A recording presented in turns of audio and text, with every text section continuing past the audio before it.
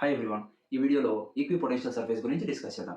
ఈక్విపొటెన్షియల్ surface means surface with a constant value of potential at all points on the surface. We know the equation for potential due to single charge. So potential due to single charge is equal to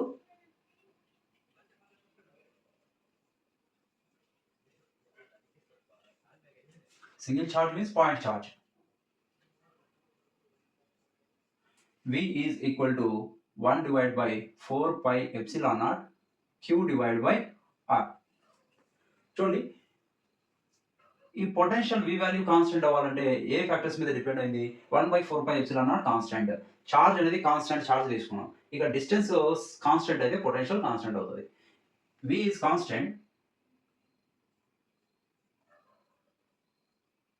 if R is constant. అంటే meaning ఏంటి? Same distance లో potential, charge నుంచి same distance లో potential equal గా ఉంటుంది. For example ఇది ఒక positive charge అనుకున్నాం, క్యూ చార్జ్. దీని నుంచి ఈ పాయింట్ ఆర్ డిస్టెన్స్ లో ఉంది అనుకున్నాం. ఇక్కడ పొటెన్షియల్ ఎంత అంటే మనం ఏం ఫార్ములా రాస్తాం? v is equal to 1 divide by 4 pi epsilon naught q divide by ఎంత? ఇది క్యూ డివైడ్ బై డిస్టెన్స్ రాస్తాం ఆర్. ఇంతే డిస్టెన్స్ లో ఇక్కడ ఒక పాయింట్ కన్సిడర్ చేసుకుంటే సేమ్ డిస్టెన్స్ ఉంది. ఇది కూడా డిస్టెన్స్ ఎంత ఉంది? ఇక్కడ నుంచి ఆర్ డిస్టెన్స్ లో ఉంది. సో ఇక్కడ కూడా పొటెన్షియల్ ఎంత? v is equal to same potential 1/4 pi epsilon naught q by r. అలాగే ఇక్కడ ఒక పాయింట్ కన్సిడర్ చేస్తాం, సేమ్ డిస్టెన్స్ లో ఉంది. ఇది కూడా ఎంత డిస్టెన్స్ లో ఉంది? ఆర్ డిస్టెన్స్ లో ఉంది. ఇక్కడ కూడా పొటెన్షియల్ ఏమైంది? v అవుతుంది. సో నెక్స్ట్ ఇక్కడ ఒక పాయింట్ కన్సిడర్ చేద్దాం. ఇక్కడ కూడా డిస్టెన్స్ ఎంత? ఆర్. సో ఇక్కడ ఒక పాయింట్, ఇక్కడ కూడా డిస్టెన్స్ ఎంత? ఆర్. సో ఇలాగా ఈ అన్ని పాయింట్స్ దగ్గర పొటెన్షియల్ సేమ్ ఉంటుంది. సో ఇది చూడండి, ఏ షేప్ లో ఉంది? ఇది స్పెరికల్ షేప్, సర్కిల్ కాదు, స్పెరికల్. సో చార్జ్ సెంటర్ లో ఉంటే దాని చుట్టూ ఒక స్పెరికల్ సర్ఫేస్ ఫామ్ అయింది కదా. ఈ స్పెరికల్ సర్ఫేస్ మీద ఏ పాయింట్ దగ్గర అయినా సరే పొటెన్షియల్ కాన్స్టెంట్ ఉంటుంది. కాబట్టి ఈ స్పెరికల్ సర్ఫేస్ ని ఏమని చెప్పొచ్చు? మనం ఈక్వి పొటెన్షియల్ సర్ఫేస్ అంటాం. సో ఈ పాయింట్ దగ్గర అయినా, ఈ పాయింట్ దగ్గర అయినా, ఏ పాయింట్ దగ్గర అయినా పొటెన్షియల్ వాల్యూ ఎంత? సేమ్ వాల్యూ ఉంది. ఎందుకు? చార్జ్ సేమ్ ఉంది, డిస్టెన్స్ సేమ్ ఉంది. ఇదేమో ప్రపోర్షనాలిటీ కాన్స్టెంట్, చార్జ్ సేమ్ ఉంది, డిస్టెన్స్ సేమ్ ఉంటే పొటెన్షియల్ ఏమవుతుంది? సేమ్ అవుతుంది. సో ఈ సర్ఫేస్ ని, స్పెరికల్ సర్ఫేస్ ని equi potential surface for point charge అని చెప్తాం. ఓకే, సో ఇప్పుడు డెఫినేషన్ చూద్దామా? So equi potential surface means surface with constant potential at all points on the surface. ఈ సర్ఫేస్ మీద ఎలక్ట్రోస్టాటిక్ పొటెన్షియల్ వాల్యూ కాన్స్టెంట్ ఉంటుంది ఏ point దగ్గర అయినా సరే. సో దాన్ని ఏమంటారు? ఈక్వి పొటెన్షియల్ సర్ఫేస్ అని చెప్తాం. Okay, next equi potential surface properties ఏంటి? ఏ ప్రాపర్టీస్ ఉంటాయి ఈక్వి పొటెన్షియల్ సర్ఫేస్ కి? First property very important for board exam as well as competitive exams also. So equipotential surface properties are the first one. Equipotential surface will be perpendicular to direction of electric field.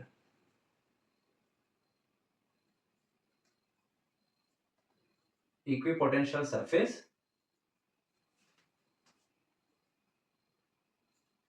will be perpendicular to E bar at a point, at particular point. Okay, I'll try to explain this point. For example, let us consider this is positive charge. We know that electric field lines start from the positive in all directions, in outward direction, and moves to infinity. Okay, these are the electric field lines due to positive charge. And consider this is a equipotential surface, spherical surface, not circle, spherical. చూడండి, ఈ point దగ్గర angle measure. ఇది ఈక్విపొటెన్షియల్ surface, ఇది electric field direction, ఈ bar direction. ఇది ఈక్విపొటెన్షియల్ surface. ఇక్కడ angle measure చేయాలంటే ఏం చేయాలి? టాంజెంట్ డ్రా చేయాలి. ఎంత యాంగిల్ ఉంటుంది? 90. ఇక్కడ కూడా టాంజెంట్ డ్రా చేస్తాం సర్ఫేస్ కి. ఎంత ఉంటుంది ఇక్కడ యాంగిల్? 90. సో ఏ పాయింట్ దగ్గర అయినా ఎంత ఉంటుంది యాంగిల్? 90 డిగ్రీ ఉంటుంది. మనకు అర్త్ స్పెరికల్ గా ఉంది, మనం చూడడానికి ఎలా ఉంది? ఫ్లాట్ ఉంది. అలాగే ఇది ఈ స్మాల్ రీజియన్ లో సర్ఫేస్ ఫ్లాట్ ఉంది అనుకుంటాం, సర్ఫేస్ స్ట్రైట్ లైన్ అనుకుంటే మనకి ఏమవుతుంది? Angle 90 degree. ఏ పాయింట్ దగ్గర అయినా సరే electric field equipotential surface perpendicular గా ఉంటాయి. ఇంపార్టెంట్ పాయింట్, చాలా ఇంపార్టెంట్. నెక్స్ట్ ఈ పాయింట్ యూస్ చేసి మనం equipotential surfaces for different configuration, for single charge, for uniform electric field, for electric dipole and 2 identical charges, ఇలాగా డిఫరెంట్ కన్ఫిగరేషన్స్ కి equipotential surfaces ఎలా ఉంటాయో మనం డ్రా చేయవచ్చు. ఏ కాన్సెప్ట్ యూస్ చేసుకొని ఈ కాన్సెప్ట్. ఓకే, ట్రై చేద్దాం డయాగ్రామ్స్ కూడా. Next, work done in bringing a charge. Second property, work done in bringing a charge from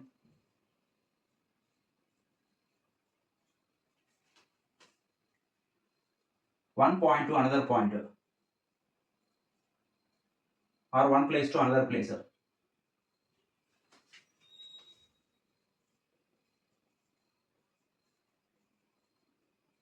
On the on the equipotential surface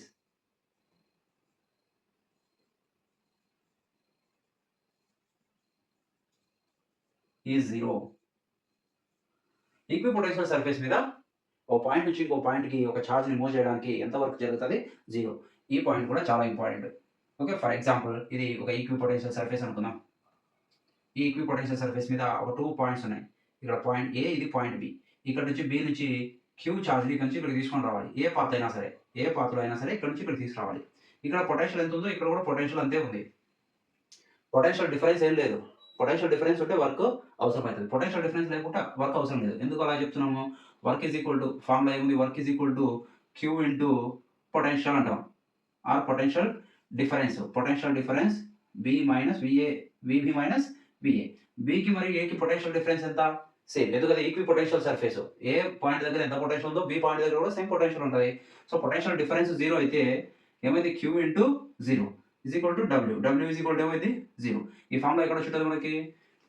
electrostatic potential due to point charge derivation derive చేస్తాం కదా, అక్కడ రాస్తాం ఫైనల్గా work is equal to r potential is equal to by the definition potential is equal to work divide by unit positive charge అని. ఇది unit positive charge కాకుండా వేరే ఏదైనా చార్జ్ అయితే అప్పుడు ఏదో formula W is equal to Q into V. V అంటే potential difference అని. Potential difference. సో ఇక్కడ పొటెన్షియల్ డిఫరెన్స్ 0 ఉంటుంది కాబట్టి వర్క్ కూడా ఏమవుతుంది? 0 అవుతుంది. ఇది ఇంపార్టెంట్ ప్రాపర్టీ ఈక్విపొటెన్షియల్ సర్ఫేసెస్లో. So 2 equipotential surface never intersect with each other. Equipotential surfaces కూడా ఇంటర్సెక్ట్ అవ్వవు. మ్యాగ్నెటిక్ ఫీల్డ్ లైన్స్ ఇంటర్సెక్ట్ అవ్వవు, ఎలక్ట్రిక్ ఫీల్డ్ లైన్స్ ఇంటర్సెక్ట్ అవ్వవు. అలాగే ఈక్విపొటెన్షియల్ సర్ఫేసెస్ కూడా ఇంటర్సెక్ట్ అవ్వవు. Equipotential surface never intersect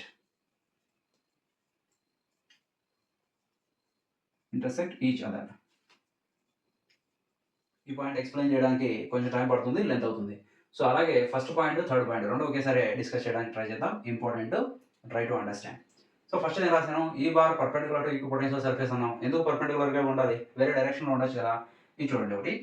for example దీన్ని ఈక్విపొటెన్షియల్ surface అనుకుందాం. ఇది ఈక్విపొటెన్షియల్ సర్ఫేస్. ఈ బార్ అనేది పర్పెండికులర్గా ఉంటే ఇది ఈ బార్ సర్ఫేస్కి పర్పెండికులర్ ఉంది. ఇది సర్ఫేస్, ఇది ఈ బార్ సర్ఫేస్కి పర్పెండికులర్ ఉంది. ఇలా ఉంటుందని ఫస్ట్ పాయింట్ రాశాను. ఇలాగే ఎందుకు ఉండాలి? వేరే డైరెక్షన్ ఉండొచ్చు కదా. అంటే ఇది ఇలా కాకుండా వేరే డైరెక్షన్లో ఉంటే, ఫర్ ఎగ్జాంపుల్ ఈ డైరెక్షన్లో ఉంది, ఓకేనా? ఇది చూడండి, ఈ డైరెక్షన్లో ఈ బార్ ఉంది అనుకున్నాం. ఇప్పుడు దీన్ని కాంపోనెంట్గా డివైడ్ చేస్తే, ఓకే, ఇది సర్ఫేస్, ఇక నుంచి ఇది యాంగిల్ టీటా ఉంది. ఇది ఈక్విపొటెన్షియల్ సర్ఫేస్, ఎలక్ట్రిక్ ఫీల్డ్ ఈ డైరెక్షన్లో ఉంది. సో ఇక్కడ యాంగిల్ ఉంటుంది కదా, యాంగిల్ ఎంత? టీటా. ఇప్పుడు కాంపోనెంట్గా డివైడ్ చేస్తే ఏమవుతుంది? ఇది ఈ కాస్ టీటా అవుతుంది. ఇంకో కాంపోనెంట్ ఏమవుతుంది? ఇది ఈ సైన్ టీటా అవుతుంది. So electric field one component surface మీద ఉంది. ఓకే, ఈ బార్ ఇలా ఉంటే దీన్ని డివైడ్ చేస్తే ఒక కాంపోనెంట్ ఈ కాస్ టీటా అనేది సర్ఫేస్ మీదకి వచ్చింది. సర్ఫేస్ మీద ఎలక్ట్రిక్ ఫీల్డ్ కాంపోనెంట్ ఉంది అంటే మీనింగ్ ఏంటి? పొటెన్షియల్ సేమ్ ఉండదు అని మీనింగ్, సింపుల్గా చెప్పాలంటే. లేదా ఈ కాన్సెప్ట్ నుంచి సెకండ్ పాయింట్ కూడా ఎక్స్ప్లెయిన్ చేయొచ్చు. ఒక ఛార్జ్ని నుంచి బి అనే పాయింట్ నుంచి ఏ అనే పాయింట్కి తీసుకురావాలి. ఎలక్ట్రిక్ ఫీల్డ్ ఉంది కదా, ఏం ఛార్జ్ అది? ఫర్ ఎగ్జాంపుల్ ఇది పాజిటివ్ ఛార్జ్ అవుతే ఎలక్ట్రిక్ ఫీల్డ్ డైరెక్షన్లో యాక్సిలరేట్ అవుతుంది. పాజిటివ్ ఛార్జ్ ఎలక్ట్రిక్ ఫీల్డ్ డైరెక్షన్లోనే మూవ్ అవుతుంది. అప్పుడు మనం దీన్ని ఇక్కడ నుంచి ఇక్కడికి తీసుకురావాలంటే ఎలక్ట్రిక్ ఫీల్డ్ దాని మీద ఫోర్స్ అప్లై చేస్తుంది కదా, దానికి అగైన్స్ట్గా మనం ఫోర్స్ అప్లై చేసి తీసుకురావాలి. మనం వర్క్ చేయాలి, అప్పుడు వర్క్ 0 అవ్వదు. కానీ సెకండ్ పాయింట్ ఎలా రాసాం? వర్క్ 0 అవుతుంది ఈక్విపొటెన్షియల్ సర్ఫేస్లో అన్నాడు. కాబట్టి ఎలక్ట్రిక్ ఫీల్డ్ లైన్ అనేది ఈక్విపొటెన్షియల్ సర్ఫేస్కి పర్పెండికులర్గా ఉంటే మాత్రం ఓకే, దాని కాంపోనెంట్ ప్లేన్ మీద ఉండదు. ఫర్ ఎగ్జాంపుల్ ఇది ఈక్విపొటెన్షియల్ సర్ఫేస్, ఇలా పర్పెండికులర్గా ఉంది ఎలక్ట్రిక్ ఫీల్డ్. దీన్ని కాంపోనెంట్గా డివైడ్ చేసినా సరే ఏ కాంపోనెంట్ సర్ఫేస్ మీద ఉండదు. ఒకవేళ దీన్ని కాంపోనెంట్గా డివైడ్ చేస్తే, నేను ఇక్కడ నుంచి యాంగిల్ మెజర్ చేస్తే ఇది ఈ కాస్ టీటా అవుతుంది, ఇక్కడ నుంచి యాంగిల్ మెజర్ చేస్తే ఇది ఈ సైన్ టీటా అవుతుంది. ఇది పర్పెండికులర్ ఉంటాయి కదా, mutual perpendicular components angle 90. So surface మీద ఏది లేదు, ఒకటి ఈ కాస్ టీటా, ఇంకోటి ఈ సైన్ టీటా. ఓకే, ఎప్పుడు పాసిబుల్ అవుతుంది ఇది? ఎలక్ట్రిక్ ఫీల్డ్ ప్లేన్కి పర్పెండికులర్గా ఉంటే, ఈక్విపొటెన్షియల్ సర్ఫేస్కి పర్పెండికులర్గా ఉంటే మాత్రమే కాంపోనెంట్ ఏది సర్ఫేస్ మీద ఉండదు. అలా సర్ఫేస్ మీద లేకపోతే మాత్రమే వర్క్ 0 అవుతుంది ఛార్జ్ని ఒక ప్లేస్ నుంచి ఇంకో ప్లేస్కి తీసుకురావడానికి. అలా కాకుండా వేరే ఏ డైరెక్షన్‌లో ఉన్నా ఇలాగా సర్ఫేస్ మీద ఒక కాంపోనెంట్ వస్తుంది. ఆ కాంపోనెంట్ వల్ల మనం వర్క్ చేయాల్సొస్తుంది. వర్క్ జీరో అవ్వదనమాట. సో ఇది ఫస్ట్ అండ్ సెకండ్ పాయింట్స్‌కి ఎక్స్‌ప్లనేషన్. నెక్స్ట్ థర్డ్ పాయింట్ ఉంది equipotential surfaces never intersect with each other అని. ఇది కూడా ఇలాంటిదే చూడండి. 2 ఈక్విపోటెన్షియల్ సర్ఫేస్ కన్సిడర్ చేయాలి. ఫస్ట్‌ది కన్సిడర్ చేసుకుందాం. ఇది first equipotential surface. Okay. Equipotential surface electric field ఎలా ఉంటాయి? పర్పెండిక్యులర్‌గా ఉంటాయి. ఇప్పుడే డిస్కస్ చేసాం. ఇది ఈ పార్ట్. ఓకే. ఇంకొక ఈక్విపోటెన్షియల్ సర్ఫేస్ దీంతో ఇంటర్సెక్ట్ అయితే ఇలాగా. ఇది చూడండి 2 పర్పెండిక్యులర్ ఉన్నాయి. జాగ్రత్తగా గమనించాలి. ఎలా ఉందంటే ఒక ఒక ఒక ఈక్విపోటెన్షియల్ సర్ఫేస్ ఇలా ఉంది. ఇంకో ఈక్విపోటెన్షియల్ సర్ఫేస్ ఇలా ఉంది. ఓకేనా?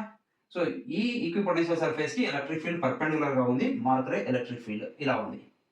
ఈ ఈక్విపోటెన్షియల్ సర్ఫేస్ ఇలా ఉంది ఇంకోటి. అంటే ఈ ఎలక్ట్రిక్ ఫీల్డ్ దేని మీద ఉంది? ఇంకో ఈక్విపోటెన్షియల్ సర్ఫేస్ మీద ఉంది. అలా ఉన్నప్పుడు దీని మీద ఒక పాయింట్ నుంచి ఇంకో పాయింట్‌కి చార్జ్ తీసుకురావాలంటే వర్క్ చేయాల్సొస్తది. సో అలా వర్క్ చేయాల్సొస్తుందంటే అది కరెక్ట్ కాదన్న మీనింగ్. సో ఇలా ఇంటర్సెక్ట్ అవుతే ఏమవుతుంది? ఒక పాయింట్ నుంచి ఇంకో పాయింట్‌కి చార్జ్ తీసుకురావడానికి వర్క్ చేయాల్సొస్తుంది కదా! వర్క్ జీరో అవ్వదు. కాబట్టి ఇది ఆహ్, కరెక్ట్ కండిషన్ కాదు.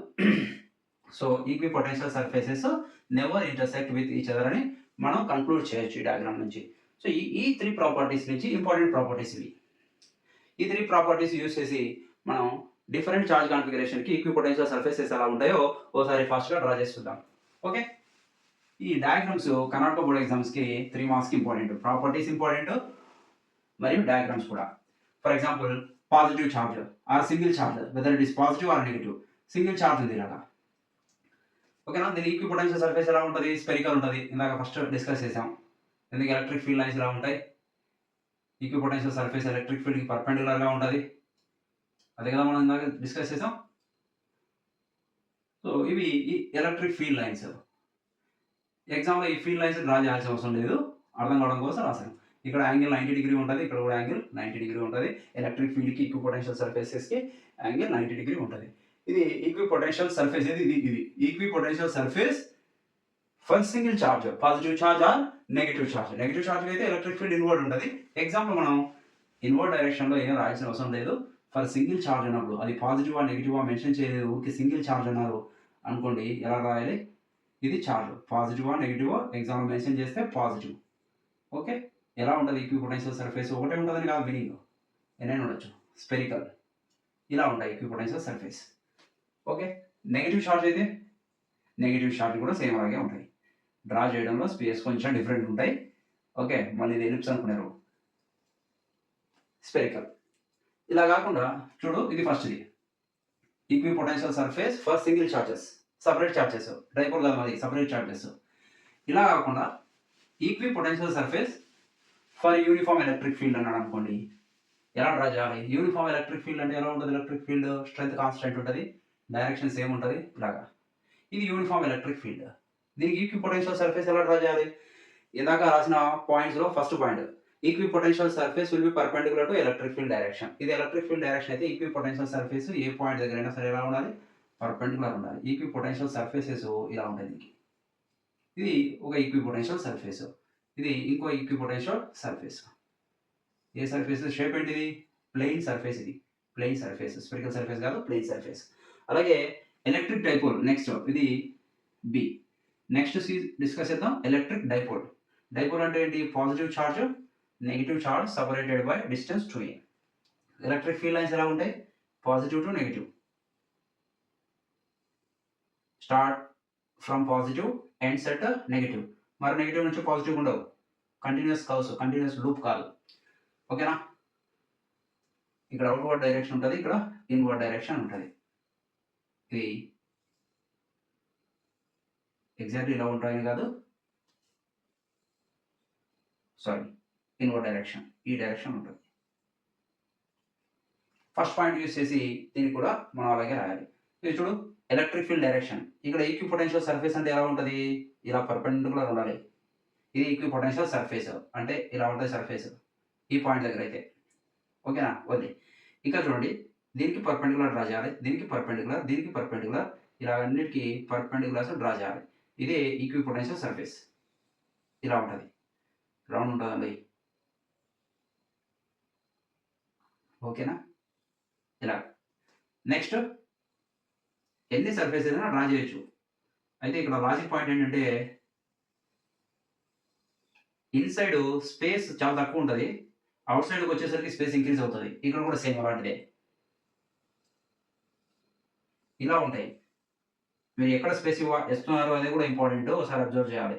ఊకే స్పెరికల్ షేప్‌లో ఉన్నాయి కదా అని చెప్పి ఎలా పడితే అలా డ్రా చేసేస్తారు ఎగ్జామ్‌లో. ఇక్కడ ఔట్ సైడ్ స్పేస్ ఇంక్రీజ్ అవుతది. ఇన్‌సైడ్ స్పేస్ చాలా తక్కువుంటది. అబ్జర్వ్ చేయాలి. ఇది electric dipole positive charge, negative charge separated by small distance.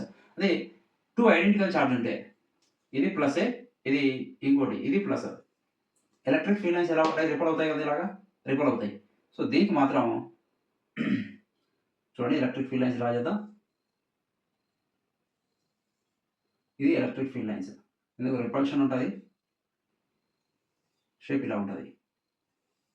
Electric field lines ఎక్కడ ఇంటర్సెక్ట్ అవ్వకూడదు కదా! ఇవి కూడా ఇంటర్సెక్ట్ అవ్వకూడదు.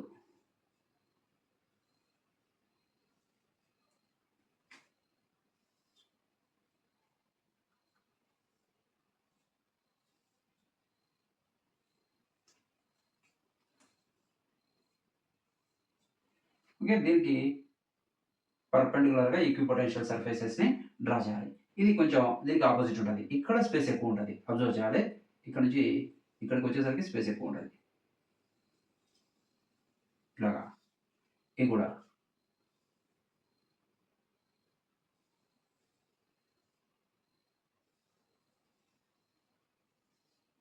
ఓకేనా? సో ఇది లాస్ట్ ఔట్‌లైన్ డ్రా చేస్తున్నాను. ఇలా ఉంటది.